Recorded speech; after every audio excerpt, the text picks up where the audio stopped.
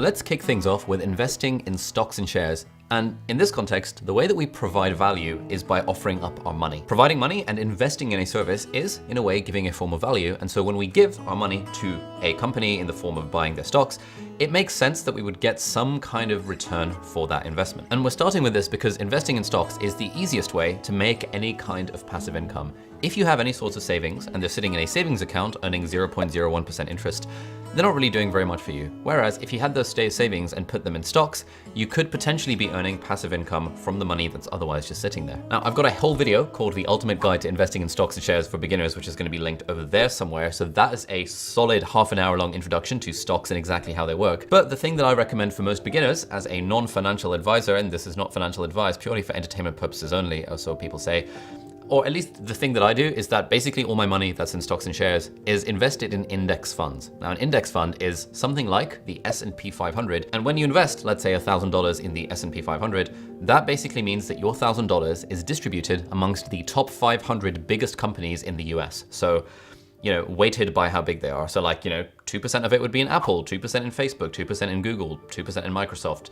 And then you probably won't have heard of the 500th company on the list, but basically all the big US companies you've heard of, you end up investing in all of them a little bit at a time. So if you want to get started with that, all you need to do is sign up to a stockbroker. If you're in the US, you can use Webull, I think. I've got a link in the description. If you're in the UK, you can use Freetrade or Vanguard. Basically, whatever country you're in, just Google the phrase best stockbroker platform, your country name, and you'll find something that works for you. And then it's very easy to be able to invest in an index fund. So within our famous side hustle assessment matrix, we're going to give the difficulty of starting a 1-star rating, 1 out of 5. It's very, very easy to get started with stocks. How hard is it to make $100 a month by investing in stocks and shares? Well, this kind of depends because it depends on the performance of the stock market overall. So in the last 12 months, from 2020 to 2021, the S&P 500 has actually increased by about 50%. That is a lot. It's like gone up by a solid 50% despite COVID and everything going on. So if in April 2020, you had invested $2,400 in the S&P 500, the fact that it's gone up by 50% means you would have made $100 a month. But obviously this is not the way to look at it because, things can go up and down and the stock market has different levels of performance depending on what time period you're looking at.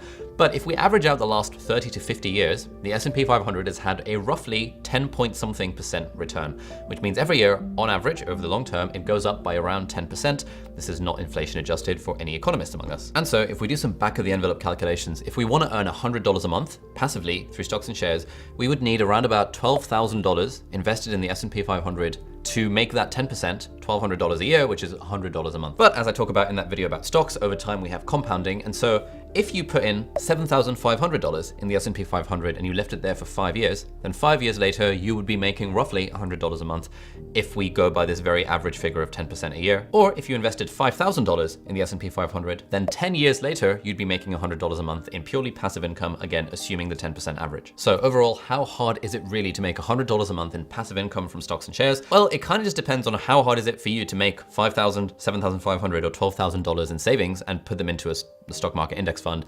And crucially, this is money that you shouldn't need to touch in the next 5 to 10 years at least. So basically, how easy is it for you to make that sort of money? Obviously varies massively depending on which country you're in and what your circumstances are and what your job is.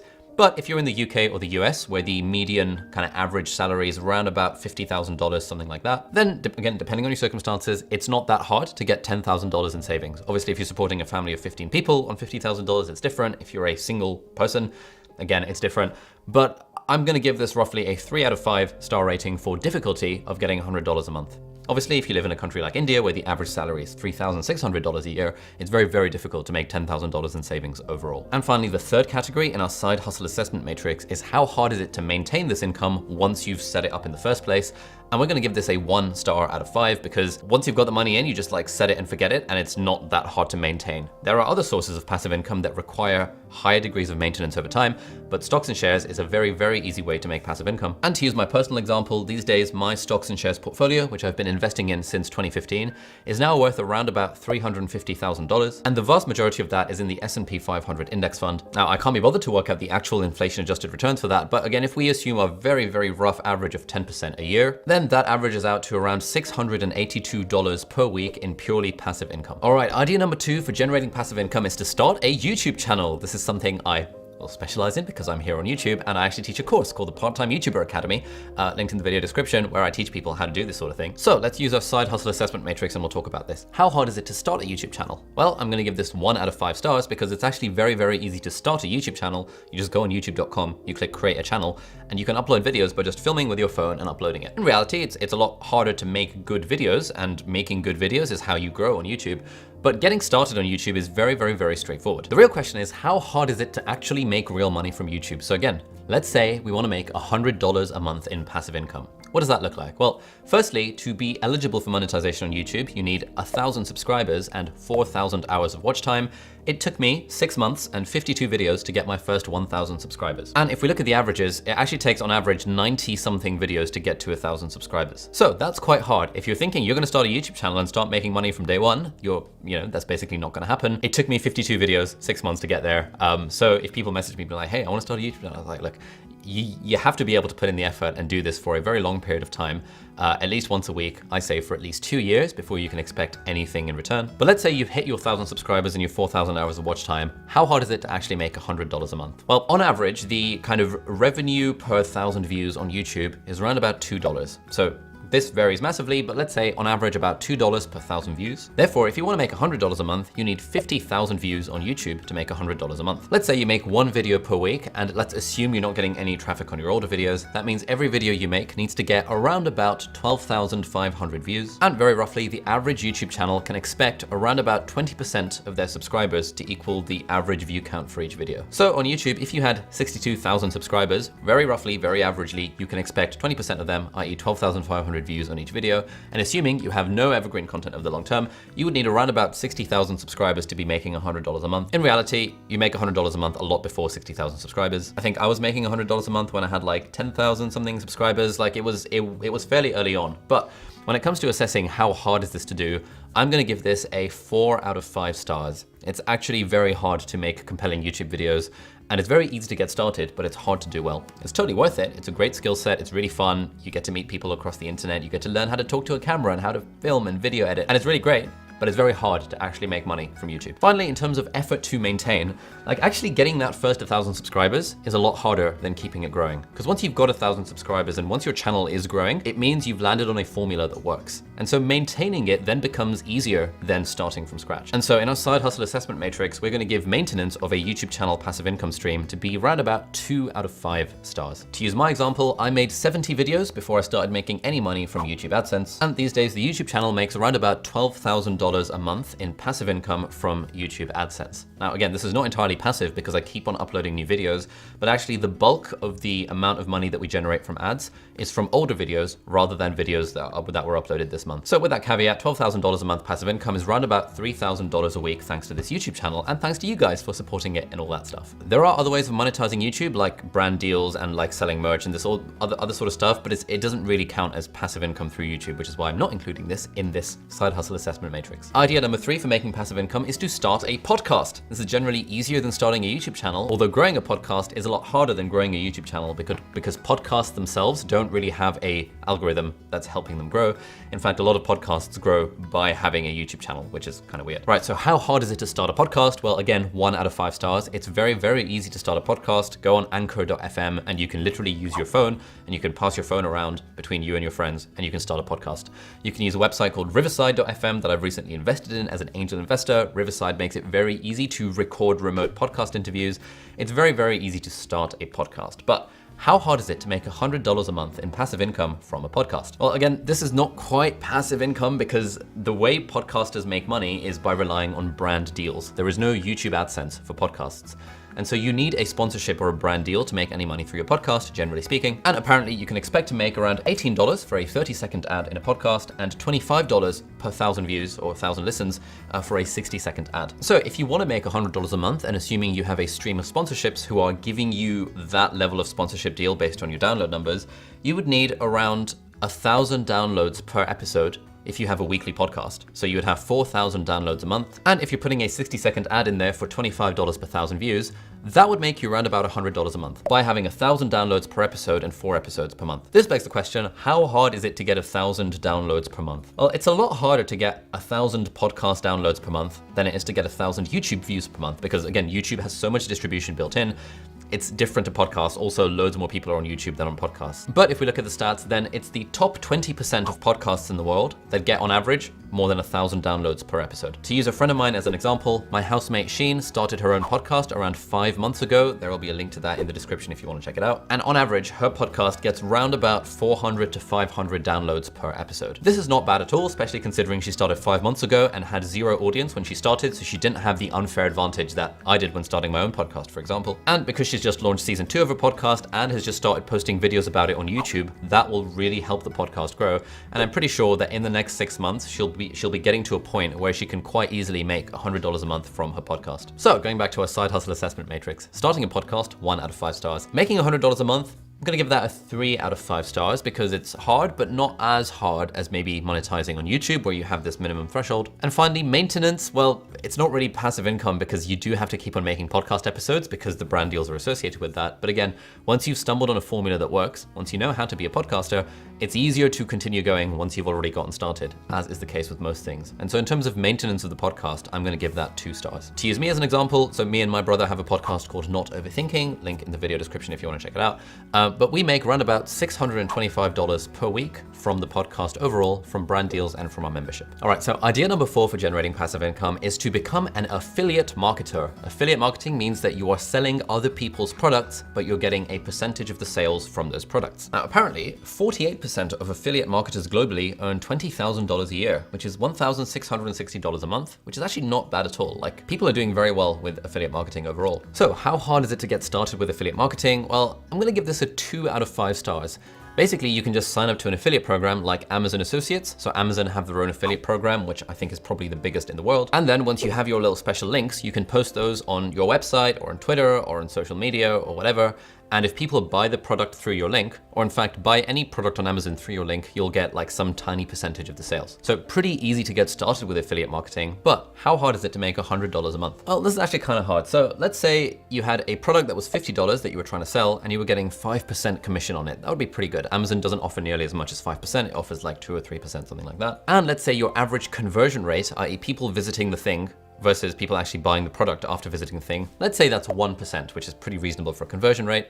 You would need 8,000 visits to your website or whatever to make $100 a month. It's actually quite hard to get 8,000 visits per month to your website, to a specific product page. And generally doing well in affiliate marketing requires lots of upfront effort in terms of either building an audience or building such domain authority in whatever space you're in that you're sort of organically getting traffic. Now, other than Amazon, there are a few other affiliate programs that I'm part of. One of them is Skillshare, who are kindly sponsoring this video. I'll tell you about the sponsors segment later, but Skillshare have an interesting affiliate program where if you refer someone to sign up to a free trial of Skillshare, you can get $7 in affiliate commission just for that thing. So if you wanted to make $100 a month from affiliates, you would need 15 people every month to sign up for Skillshare with your affiliate link thing. How hard is it to get 15 people a month to sign up with your affiliate link? Well, it's not that hard if you have an audience, and it's not that hard if you have your own classes on Skillshare like I do. I have like 9 of them. And so if I want to make money through Skillshare affiliates, I can just tell people, hey guys, I can tell you that guys, I've just released my latest Skillshare class, Productivity for Creators, How to Start a Successful Side Hustle. So there'll be a link in the video description if you want to check that out.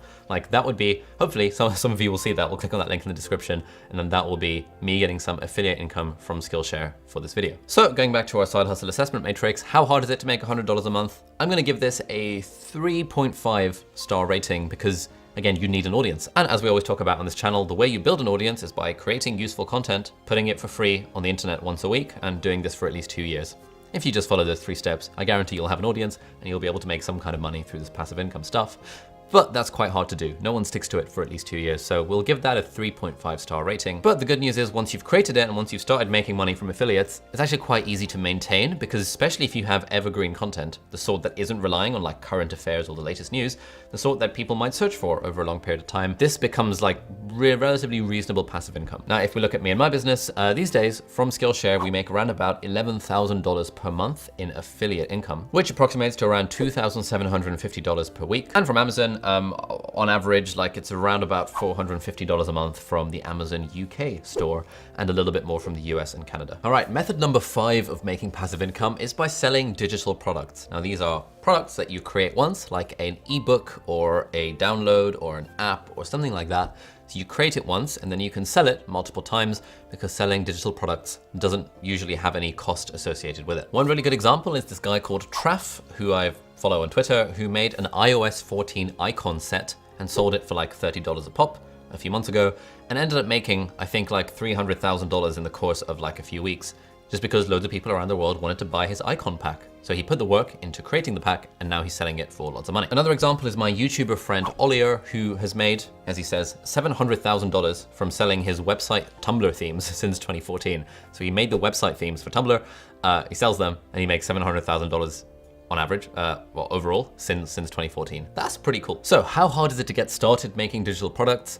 I mean, anyone can write an ebook. An ebook counts as a digital product. So I'm gonna give this a 2-star rating, 2 out of 5 stars. But obviously, like, again, money is an exchange of value. So the thing that you're selling, you have to be providing enough value to compensate, to make up for the price that you're selling it for. And that's often quite hard, especially if you don't have any experience in this sort of field. And how hard is it to make $100 a month? Well, you know, it's very easy to create an ebook, but it's a whole different ballgame trying to get people to actually buy your ebook or buy your icon set or buy your app or buy your website themes.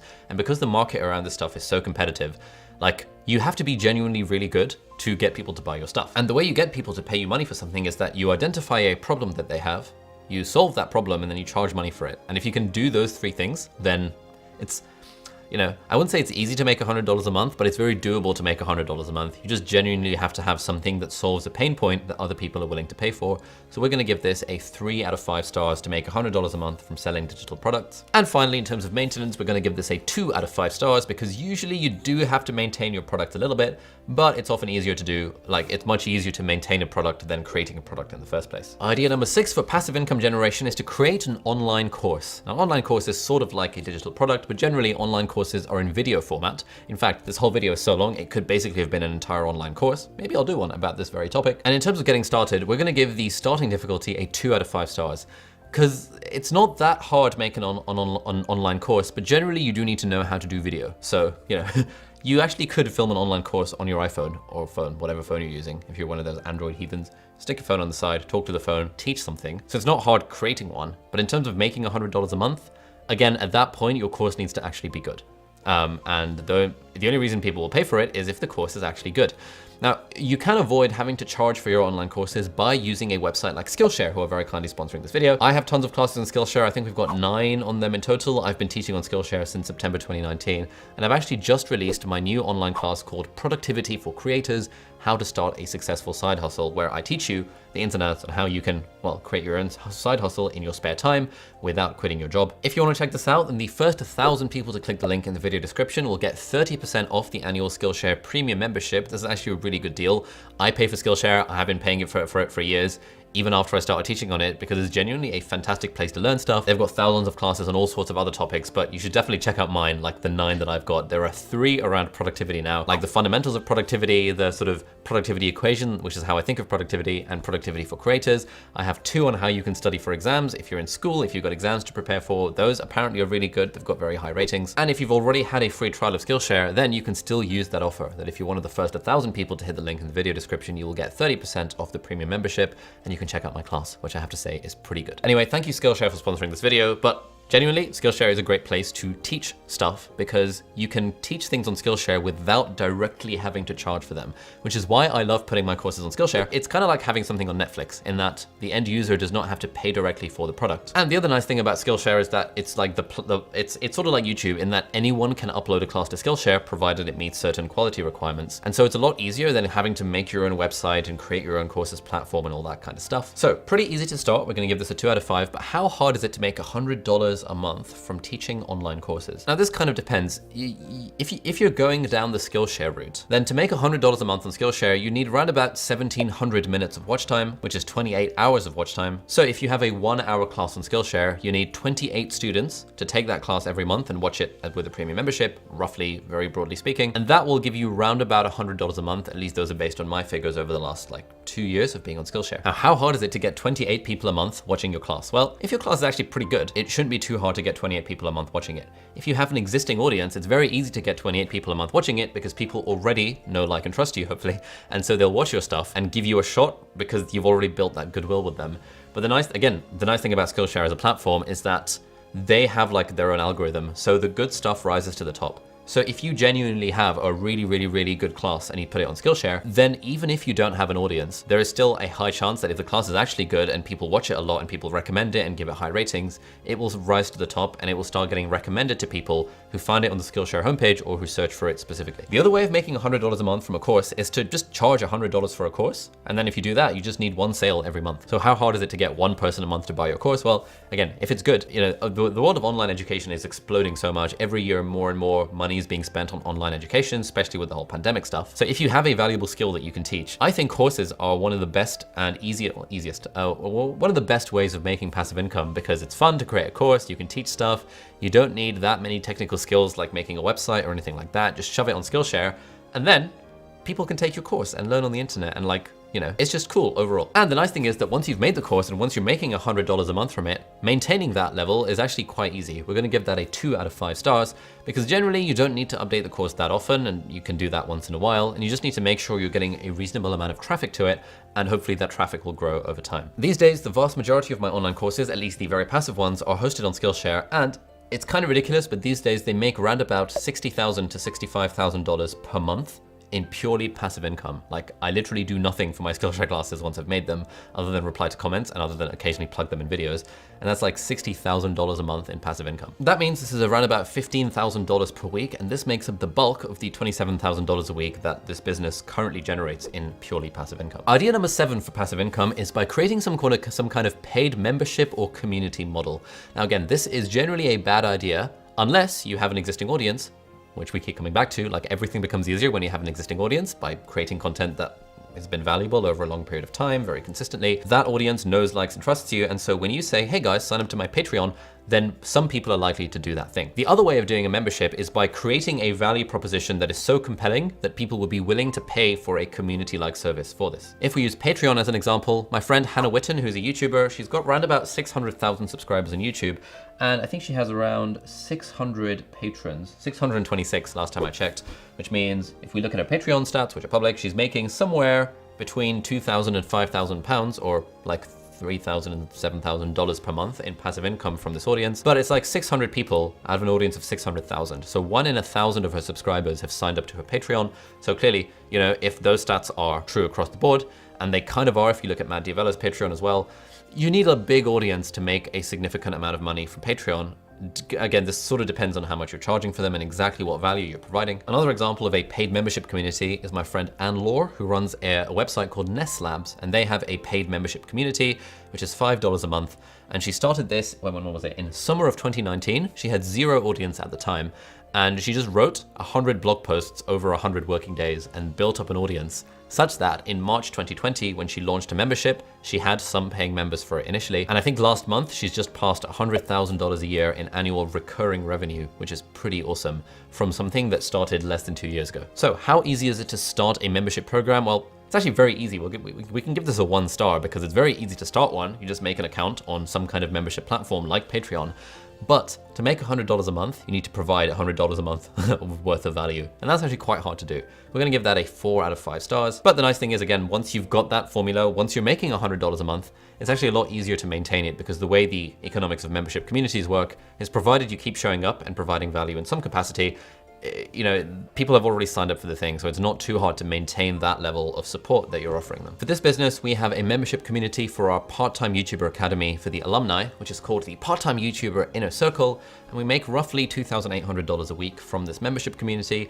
It's not very passive. We run like 3 or 4 events per week, along with like twice a day co-working events on Zoom, and we have lots of stuff going on. So it takes a lot of work, but $2,800 a week is pretty good for a membership community. All right, nearly there. So idea number 8 for generating passive income is creating a business that sells goods or services and then automating or delegating aspects of that business so that the income that you generate from it is reasonably passive. This is the stuff that Tim Ferriss talks a lot about in the 4-Hour Work Week, where there are a lot of businesses that you could make where you're selling a good or selling a service, and then you can delegate, outsource, automate in intelligent ways to make the income passive. So again, using my friend Oliver as an example, on his YouTube channel, he talks about his $1 million Shopify store. He designs, manufactures, and sells these really cool vegan leather kind of desk accessories and bags and mouse pads and that kind of stuff. And this was loads of work in setting up, but now he's got a team of 3 other people that manage the business. And so he spends proportionally less of his time running that business. And so it's sort of passive income for him, even though these days he still does spend around 10 hours a week maintaining things. Equally, if you're going down the service route, I've got a friend who runs an Instagram and Facebook ads marketing agency where he has clients who pay him